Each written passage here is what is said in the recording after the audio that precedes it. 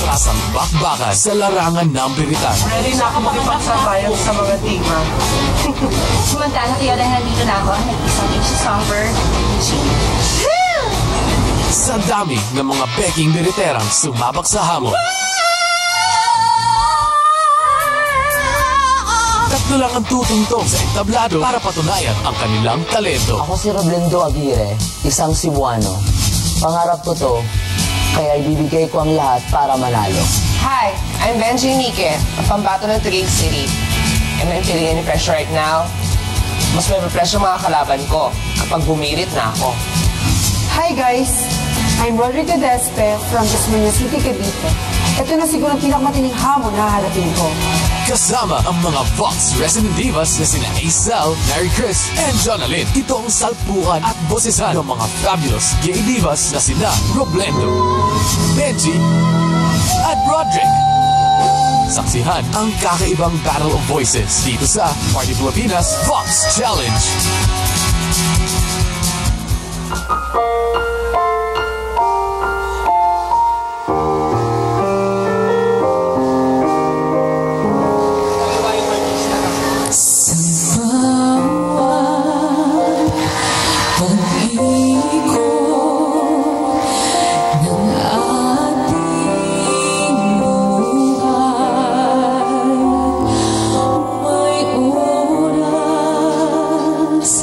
Kaya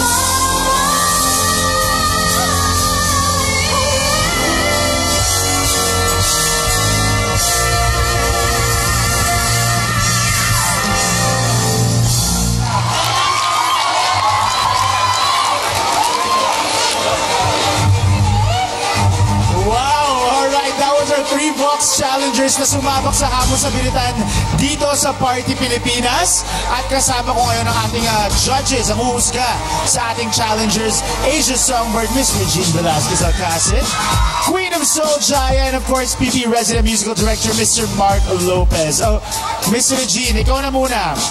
Number 1, si Roblendo Aguirre. Kasama Yes. si Aisel. Ang galing niya. Yes. Magaling. Actually, magagaling naman sila lahat eh. Yung wala ka namang maikabig, itulak. Siguro sa akin, ang paglalabanan na lang kung gaano kalinis yung pagkanta. Hindi. Ang paglalabanan na lang ay kung sino sa kanilang mas maganda. Yun na lang. Yun. At saka partida yung number 1, walang hair. Oo nga, paglabas niya, akala ko si ano. Oo. Huwag na lang. Ayun. Okay. Pero ang gagaling nila. Galing Good nila, luck ha? sa inyo. Good luck. Yes. So much. Yung si number 2 naman, si Benji Nike. Benji talaga ang pangalan mo, te, ang Sera ganda-ganda ka. mo. Dapat ano ka si Emma. Yan. Bakit Emma? Wala lang. Pwede bang ano, nympha? Very 70s. Nympha. Ayoko yung nympha, parang bold star. Gusto ko, Emmeline. Ay, sweetie. At ito naman si number 3, si Roderick Despe. Oo nga, si Roderick nakakashock. Galing sa balon yung boses niya. Tapos lalagay niya sa ibabaw. Nakipagsabayan kay Jonalyn, di ba? Parang hinuhugot sa lupa. Ano yung mumo? Hindi, laman lupa lang. Ay, ako, hindi. Alright, thank you so much to our judges. Maraming salamat. Now it's time to deliberate. Of course, Mr. Mark Lopez will join us later. Kung sino ba dapat ang karapat-dapat sa titulong Vox Challenge Champion. Ang resulta, i-reveal namin mamaya. But right now, let's turn it